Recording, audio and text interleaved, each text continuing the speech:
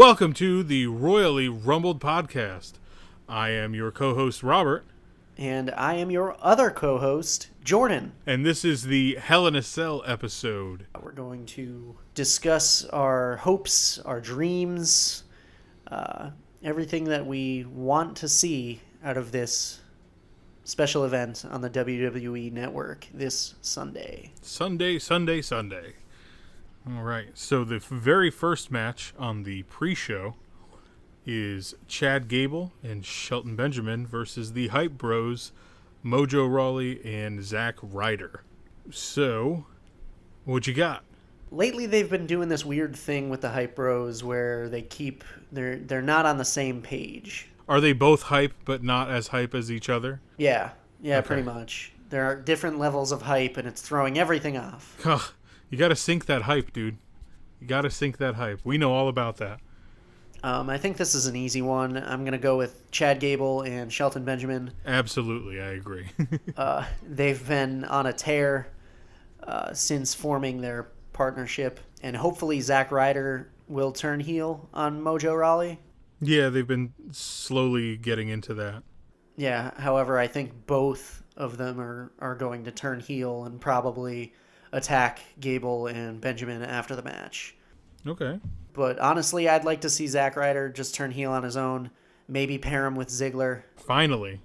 I mean, if you want to talk about, you had an idea several years ago. Yeah, years ago, and Jordan can back me up on this because I used to do it in all of my WWE video games. I made a stable, and it would always be Zack Ryder, Dolph Ziggler, The Miz, and Cody Rhodes, and I called them the Entourage.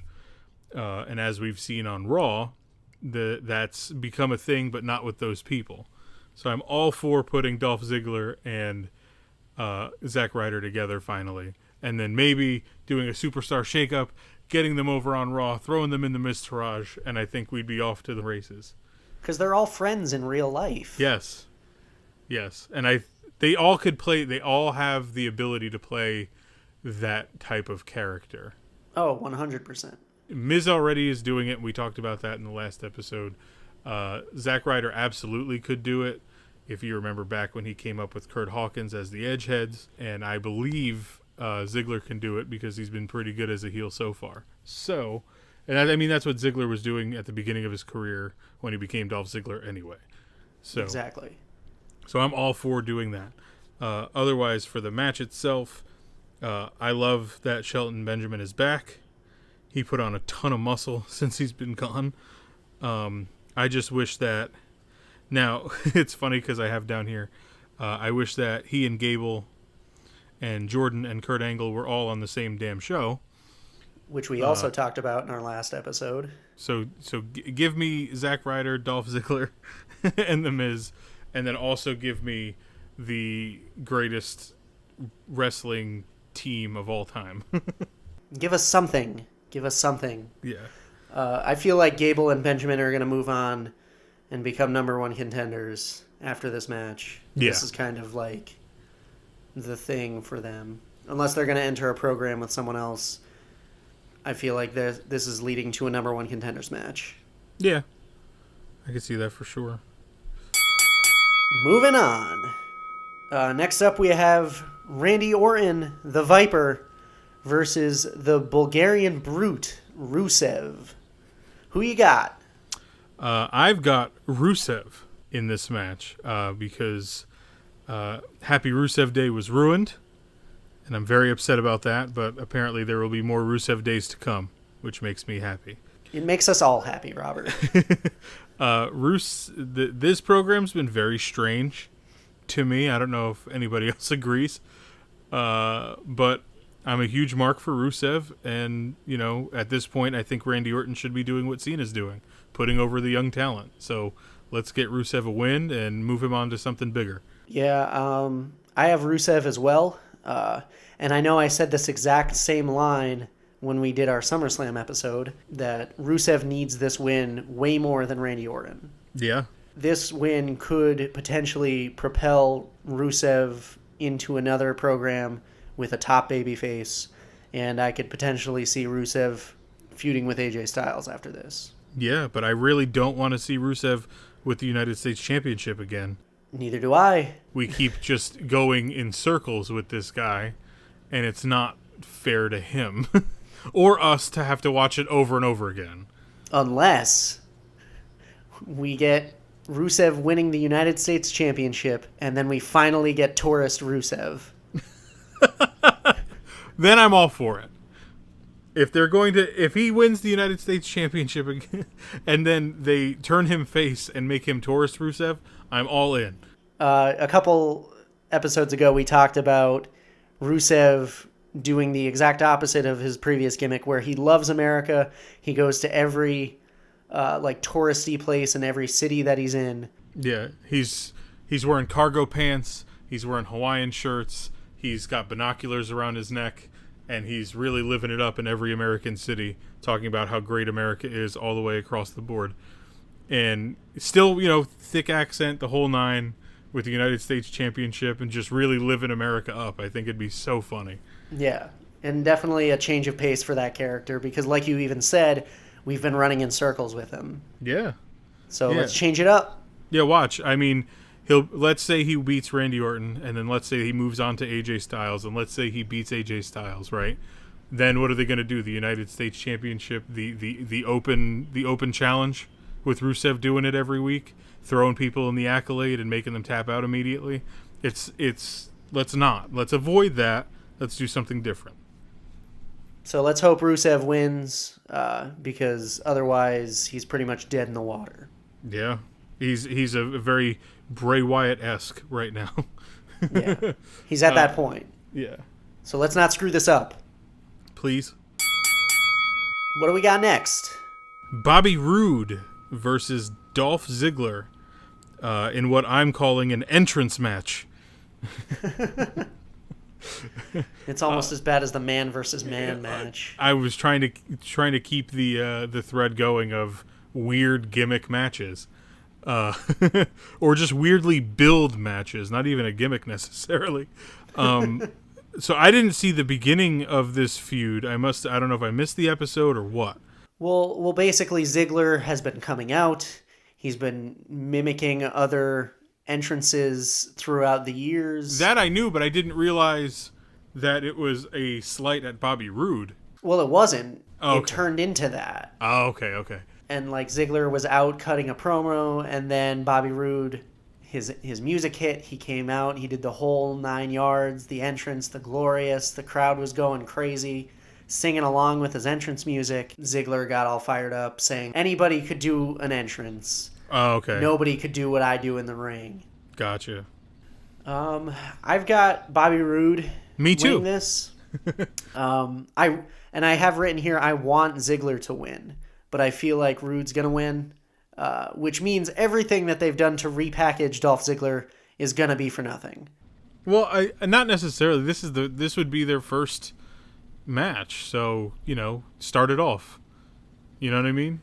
Like, make this. It doesn't have to be a couple weeks and then we're done with this. Like, let these two guys go. They're not doing anything otherwise. True. Let this blow over into a bigger thing. This totally has the potential to be match of the night. For sure. In my opinion. Yep, this was one that I had starred for potential match of the night for sure. Yeah. But Roode is just getting going on the main roster. I think it's really cool that he came up as like a good guy, Mm-hmm. It's also interesting that the two huge NXT call-ups started off against Ziggler. So yeah, well, Ziggler's apparently the guy to help the NXT talent transition to the main roster. Right. I just thought it was interesting because Ziggler got Baron Corbin. Yeah. He got Nakamura. And now he's got Roode. And now he's got Roode. That's very interesting. I'm sure there's more if I were to really do some research, but off the top of my head, you got those guys. But yeah, so Bobby Roode is my pick. Moving on.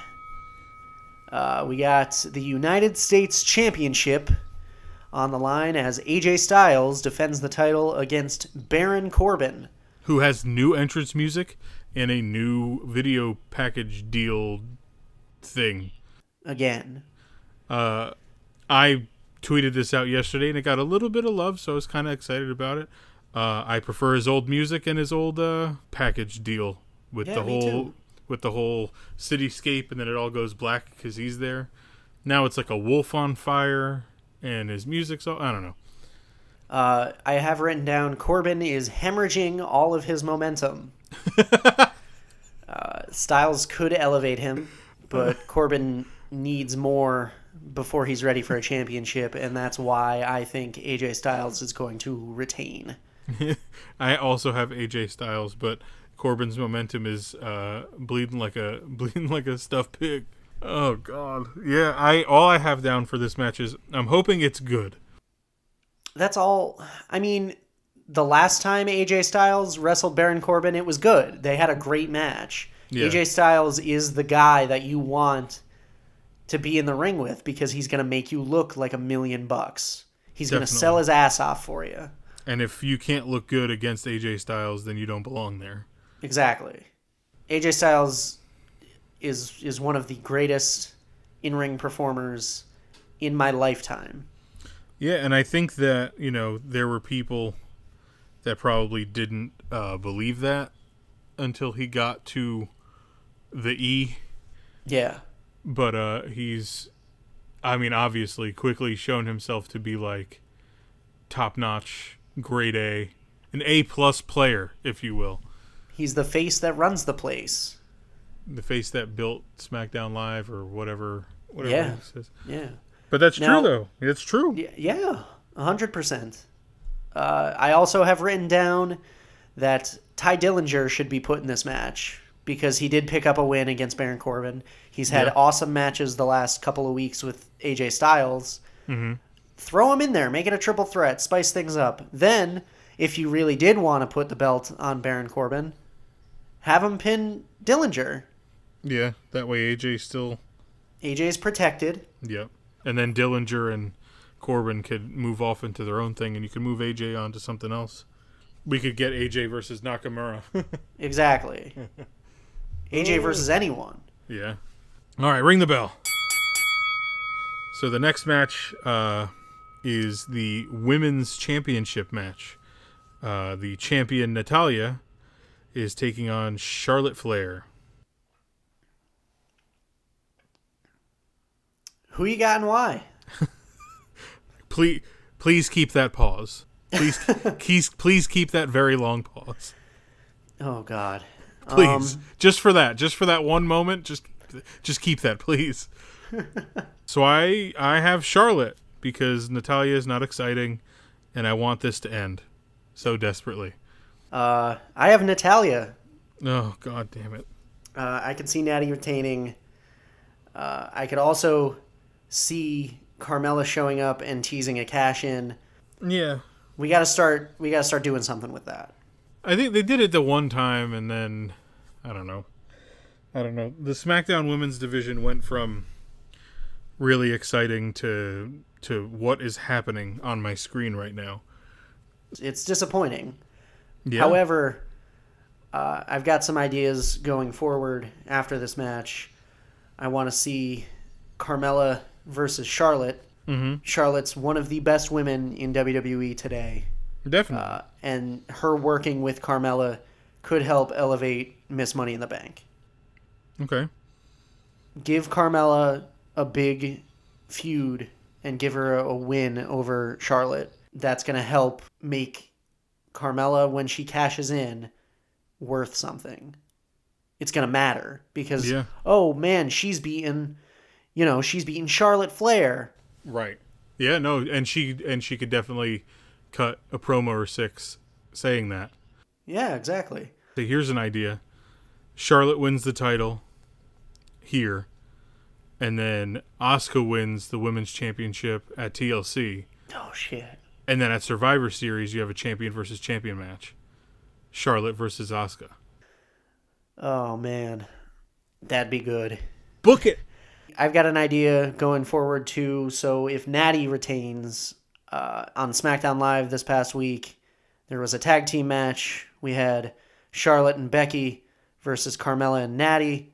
The commentators made a comment about Becky, how she was the first SmackDown Live champion, and she's been an afterthought ever since she lost the title, which is true. Yes. So I think Becky should get her opportunity and go against Natalya for the championship. Yeah, and the sooner anybody could take that title off of Natty, the better. Well, I'm not saying that. Okay. I'm not saying that. I'm not saying that I don't like her as a performer. She's just so boring. And she was a really bland face because she was just a very vanilla character. And then they made her a heel, and she just really can't do it, in my opinion. She just can't be a heel. It's not fun to watch. She's not exciting because she's really not a mean person. So she just doesn't, in my opinion, possess the ability to be a bad guy. So the sooner we just move on from all of this Natty stuff, the better. I can't stand watching her on Total Divas. I'm so over it. So over it. Moving on. What do we got next? Let's go the Hell in a Cell match for the WWE SmackDown Tag Team Championships, which is the New Day versus the Usos. But have they announced which New Day members are in? They have not. As of today, they have not. But it's only going to be 2, right? And one's going to be on the outside. I'm not sure if Xavier Woods is still hurt or not. True. So it's probably going to be Kofi and Big E. I mean, if I were in the New Day, and I had to select 2 of the 3 to go into the cage to defend the titles, it's a cell. I'm picking Kofi and Big E. So I literally just watched a video where Taz was talking about Hell in a Cell, and one time he called it a cage, and Vince McMahon flipped out on him. It's a cell. God damn it! What is the market difference between the two? The top? Yeah. Because I don't put my dog in a dog cell. Sure you do. Oh, God damn it. Yeah, so this match, this promo was the best thing of the night last night on SmackDown until the Shane Kevin Owens stuff, but we'll get into that later. Yeah, 100%. The Usos have been killing it on the mic. Dude. Absolutely destroying it. But then New Day came out and didn't do they did some of the jokey stuff. But then they did the jokey stuff in like the best way possible, where they were like, we're not going to come out and sell our underwear. Yeah, which you could find on WWEshop.com. Yeah, it was one of the better promos because SmackDown was all promos last night except for like 2 matches. Yeah, so I mean the New Day and the Usos promo was very good. It was very good. I've got the Usos. Okay. In the Uso penitentiary, they've got the rest of the SmackDown tag division on lock. Was how he put. That was good. They've totally reinvented themselves since turning heel, and like I couldn't be more interested in Usos versus New Day. I have New Day. I have New Day. You have New Day? Yeah, I don't see any reason for them to drop them now. But it's going to be an awesome match. This is also the other one that I have for potential match of the night. Yeah, this is the match that I'm most looking forward to. I hope they get vicious with it. Yeah. I want to see them like really, really get into it. Like I'm totally expecting Big E to hit a huge spear through the ropes. Ooh, shit. Yeah. Onto the outside or into the fence. It's a cell. The cell wall. But that's what I'm looking forward to. I love multi-man matches. I love tag team matches. And these guys know exactly what they're going to do. So I have Usos. Okay. You have New Day. But I do have a theory. I have a little asterisk next to the Usos winning. Because if for some reason they don't win and the New Day wins, I'm totally 100% expecting the Authors of Pain to walk out and attack the shit out of them. Oh. Okay. That would be cool. Because I want to see Authors of Pain on SmackDown beating the hell out of the New Day. Okay. Yeah, that'd be awesome. Because they don't talk. No. So that would be really cool. That'd be really cool. But then what do you do with the Usos then? So if New Day wins and then New Day immediately moves on to Authors of Pain, what happens to Usos? Gable and Benjamin? Yeah, put them with Gable and Benjamin. Okay. That's where the smart money's at. Those would be some really incredible athletic matches. Yeah, they would. Oh my God. All right, ring the bell. Ring the bell. So, the next match is the WWE Championship match: Jinder Mahal versus Shinsuke Nakamura. Who you got and why? I have Jinder, honestly. Okay. I don't. It's so weird because he caught a little bit of flack for promos that he's been doing against Nakamura. Jinder Mahal has been making fun of Shinsuke Nakamura's face. His face. Because he's Japanese. And people are calling it racist. So, I don't think that that's going to have any real effect on selecting who the winner is. It seems like they're really going for something with him. I'm not quite sure what it is. But they haven't taken the title off of him yet. So I don't necessarily expect Nakamura to just pick it up. So I've got Jinder. You could almost guarantee that the Singh brothers will affect the outcome in some way. But yeah, that's who I got. And I also wrote, I really hope that this is a great match where these two guys really come out to the WWE universe as superstars. You know, we know what Nakamura is capable of because of NXT, but he still really, in my opinion, hasn't had one of those level matches on the main roster yet, for whatever reason.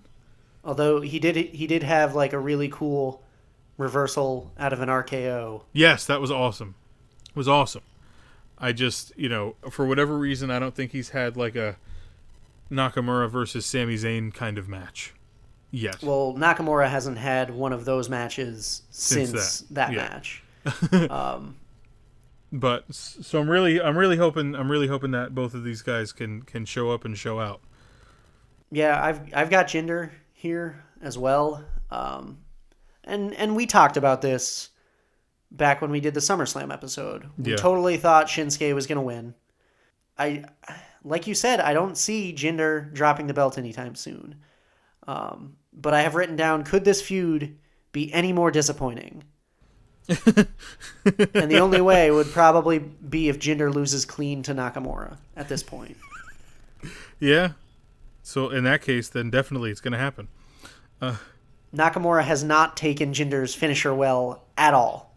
Yeah, I saw that. It looked sloppy at SummerSlam. It looked really sloppy last night on SmackDown. It's just... Yeah, I think it's just an issue of what he's doing with his feet when he's up in the air. And it's, as our friend Cam pointed out on Twitter, very similar to how John Cena would take the rock bottom, which I criticized him for back when that was happening. Yeah. Where it's really clunky for no reason. So they just got to work on that. Yeah, these guys their chemistry's off. Like something's missing. Yeah. They got to find it. They got to find it, and they got to find it soon. Jinder should be doing more than just making fun of Shinsuke's face. Do you remember when he was number one contender? He was winning matches. He beat AJ Styles. He beat Sami Zayn. It was interesting. It was fun to watch. But now he's just coming out week after week, and he's making fun of Shinsuke's face, or he's cutting a promo. He's not wrestling. He's the champion. So have him win some matches. Put him in a champion versus champion match against AJ. Have him win. Yeah. Put him in matches with like Zack Ryder or Mojo Rawley or Luke Harper, Sami Zayn, or even Breezango. Like, have your other talent, your lower to mid card talent, put them in spotlight matches with the champion. that's good for both guys. Because then you're getting exposure, but you're also, if you lose to the champion, you're losing to the champion. It's not really that big of a thing. There's zero stock behind Jinder as a competitor. Right. He's just a dude who lucked into the championship, and he has the Singh brothers helping him out, and I just want more. And he's held it for 135 days so far. He won it at Backlash on May 21st, and he has not dropped it since. Like I said, there's no stock in him. There's no confidence in him as a champion, because literally every match that I watch where Jinder defends the title, I'm going, well, there's a good chance he's going to lose because he's going to be outclassed by Orton or by Nakamura. Yeah, I agree. Put some momentum behind your champion. Yeah, that'd be crazy if they decided to have matches on SmackDown, huh? I mean, you got 2 hours there. 2 whole hours, and we got 2 whole matches yesterday. All right, ring the bell on that one. The big one. Yeah, you wanna lead us off here? The Hell in a Cell Falls Count Anywhere match between Shane McMahon and Kevin Owens. Falls count anywhere, eh? Hell in a Cell. Falls count anywhere. Hell in a Cell. Those falls count anywhere.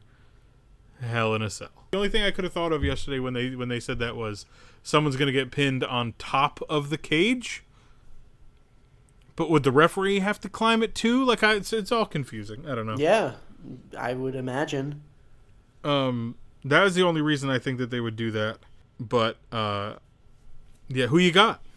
I went back and forth on this one because this is long form storytelling at its best. Mm-hmm. You're planting seeds. You're working on it, and we even talked about doing this at SummerSlam when Shane was the ref. We mentioned this. Yep. I said I wanted Kevin Owens versus Shane McMahon. Well, here we are, and their feud has been amazing so far. Honestly, I haven't been more interested in SmackDown Live since this. Yeah, no, I think it's definitely one of the better done ones from a creative standpoint. Putting Vince into it is kind of like a rite of passage for Kevin, so that's really cool. Could we talk about that for a minute? Yeah, before we keep going. Vince violated his own rule. Amazing. Which just made it that much more. Oh my God, was that real? How old is Vince? In his 70s. Yeah. So Vince McMahon, a 70-year-old man. 70 plus, we'll say. 70-plus-year-old man came out and took a headbutt.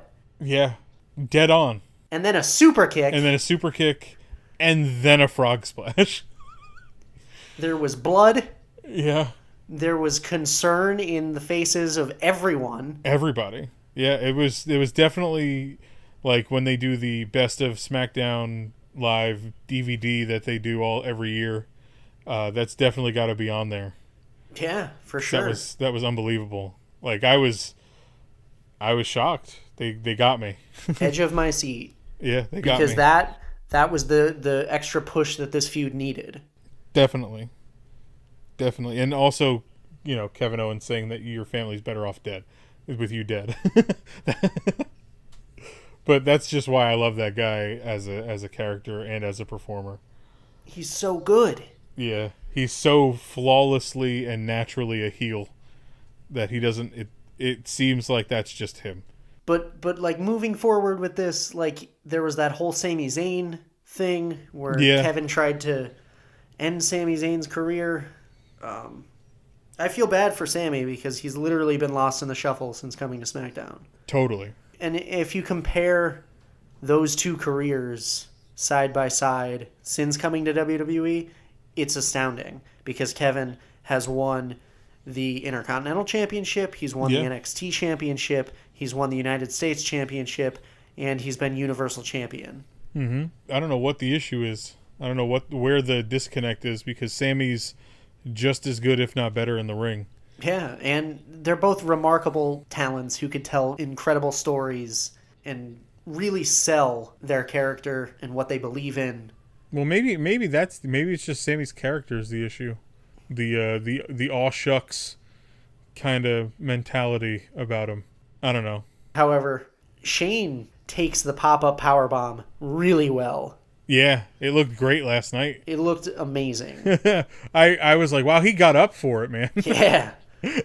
I remember thinking that out, like, pretty much out loud. That, oh my god, he really got up for that.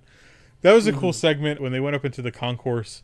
I was like, oh my god, there's nobody at that merch stand.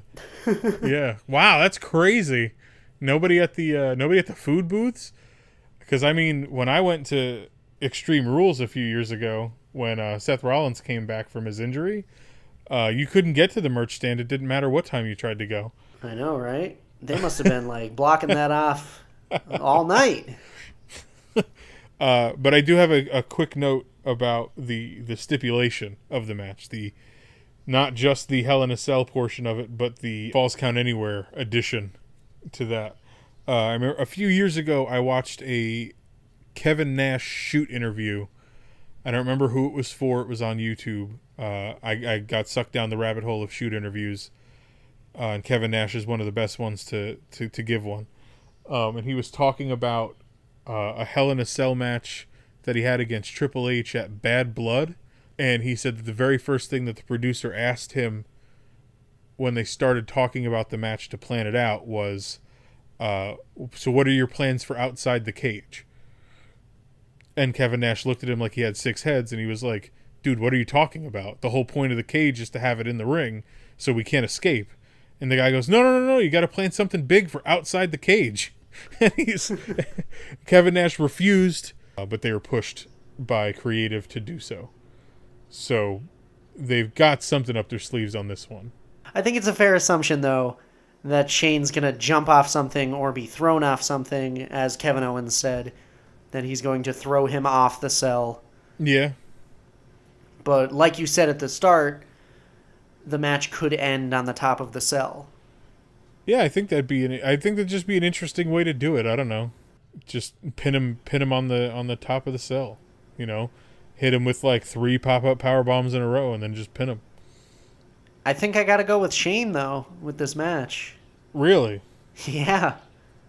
Oh, I don't know. I have Owens. I don't see Shane pulling this off. See, I have Kevin Owens deserves to win this match. However, I could see this being Shane's first win since returning to the company.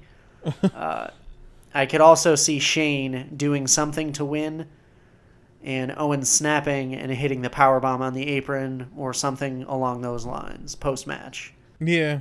But yeah, something with this stipulation is going to give Shane the edge to win. Because I feel like this isn't over.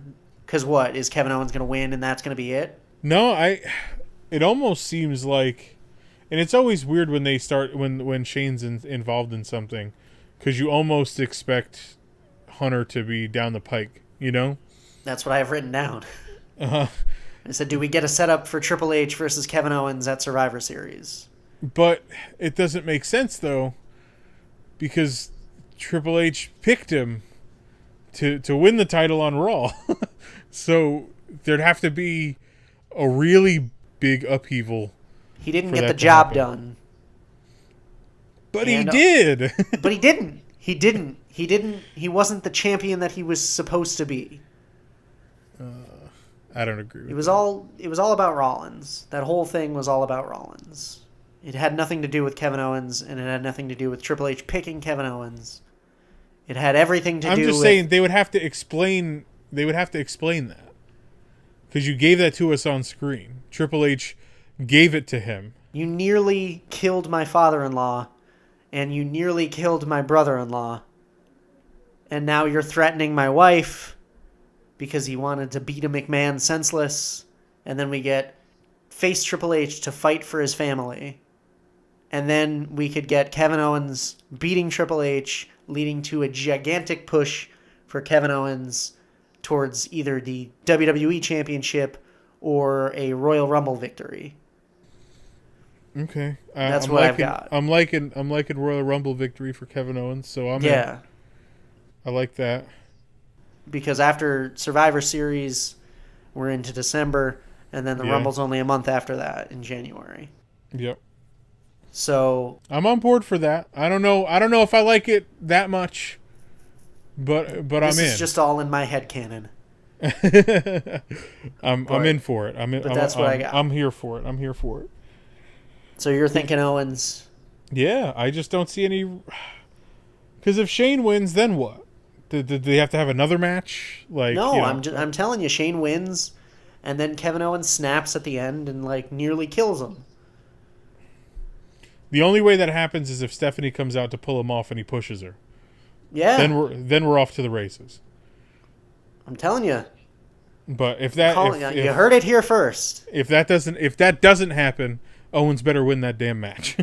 That's all I'm saying. I'm not saying Shane is going to win and it's going to be a clean victory and Right. the pay-per-view is going to end with Shane celebrating, because that's not going to happen. No. Spoiler alert, that is not going to happen. He's not going to be able to stand. Yeah. He's going to be blown up. I'd like to see some blood. Let's do it again. Let's cut open another McMahon. Let's do it. If there's any time to do it, it would be now. Yeah. Let's get them both bleeding, huh? Yeah. It doesn't even have to be gushing. I just want to see some color. I mean, Vince wasn't gushing, but it was enough. No, but it was effective. It looked like it hurt a lot. If Vince didn't bleed, it wouldn't have mattered as much. Yeah, this would be really lame, probably. If there's a time for blood, now's the time. Hell in a Cell, Falls Count Anywhere, Shane McMahon, Kevin Owens. It always sounds like you're talking about two different matches. Hell in a Cell, False Count Anywhere. Any last words? No, that's Hell in a Cell. That's a wrap. I mean, Fashion Files are returning. Yeah, they Which is pushed cool. that. They pushed that from SmackDown to Hell in a Cell. So we'll see what they got planned for that.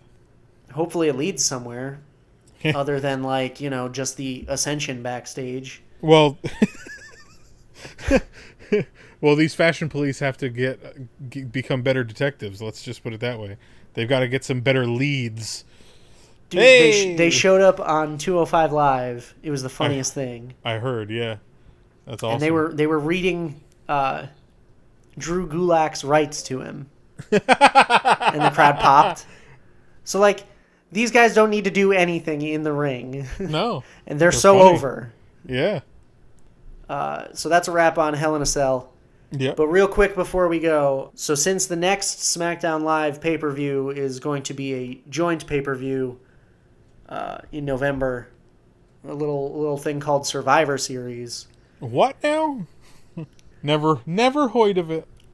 There's usually a traditional 5-on-5 Survivor Series match, and last year we got 5 members from SmackDown and 5 members from Raw. Yeah. So I think it would be cool if each of us picked a team from SmackDown. Okay. Who do you want on your SmackDown Live Survivor Series team?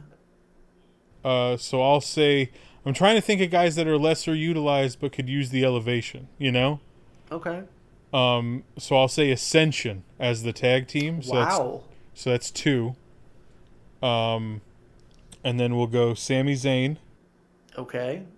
Gotta put AJ Styles on it, just because I don't think it would be worthwhile without having him on their team. I agree. And then, so I don't know who that 5th guy will be, but I'm gonna say either Orton or Nakamura, depending on what happens this Sunday. So I've got the Ascension, Sami Zayn, AJ Styles, and Orton or Nakamura. All right. I like that. I, too, also picked a tag team. I feel like you got to. It always happens, with the exception of last year, obviously. It always is something that they do. Unless they do a tag team one, which they also usually do on the pre-show. Yeah.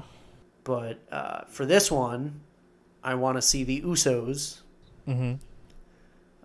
I also want to see AJ Styles. I think it would be cool to get either Shinsuke Nakamura or Bobby Roode on there. And then as far as their team captain, I think it would be great to see Kevin Owens as their team captain. So wait, he loses to Shane and then has to carry the torch for the show? Yeah. Oh, man. Unless we get Kevin Owens versus Triple H at Survivor Series. Yeah. What else? That's what makes picking the team tough, because you got to think of what the other storylines are going to be, you know? Yeah. Yeah. So who was it? You got... I have AJ Styles, Usos, Kevin Owens, Shinsuke Nakamura. Okay. That'd be cool. And we can do the same thing for Raw after TLC. Yep. Which is later this month. So you're getting 2 podcasts in 1 month.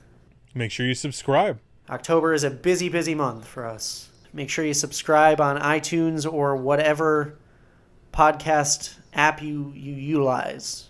You could also follow me on Twitter or Instagram at Yesball. You could also follow me on Twitter and Instagram at Alex Shepard.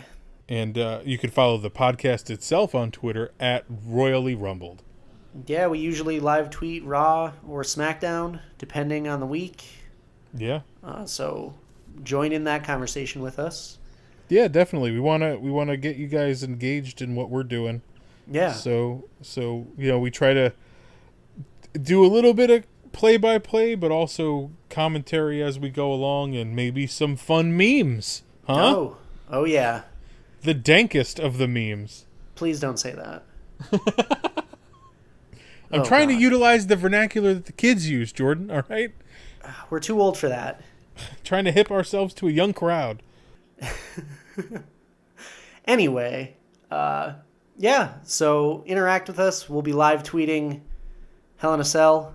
For sure. Let us know what you think is going to be match of the night. Let us know who you think's going to win. Just, reach out. We're gonna put up some polls on Twitter this weekend, and then see how they stack up.